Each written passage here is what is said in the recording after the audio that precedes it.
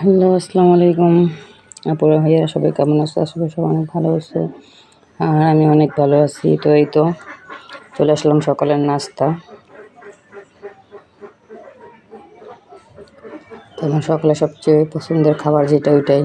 তো সকালে হালকা বৃষ্টি হয়েছে আর সকালবেলা অনেক ঠান্ডা পড়ছে। ঠান্ডার ভিতরে ঠান্ডা ঠান্ডা পানি দেওয়া পান্তা ভাত, সাথে আছে কাঁচা শুকনো মরিচ ভাজা, তার সাথে একটা পেঁয়াজ নিয়েছি ছোট্ট। তার সাথে আছে সবচেয়ে মজার যেটা, এই তো গরুর মাংস। এই যে এখানে গরুর মাংস নিচ্ছি। তো চলো শুরু করা যাক, কারণ গরুর মাংসের সাথে পান্তা ভাত খুব খুব টেস্ট।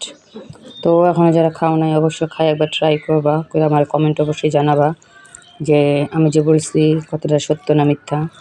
আমার কাছে তো খুব ভালো লাগে, তো কার কাছে কেমন লাগে অবশ্যই আমার জানাবা। এই তো শুকনো মরিচ, গরুর মাংস, সাথে আছে পেঁয়াজ। দারুণ একটা খাবার, মানে খুবই একটা সুস্বাদু খাবার। তো এই তো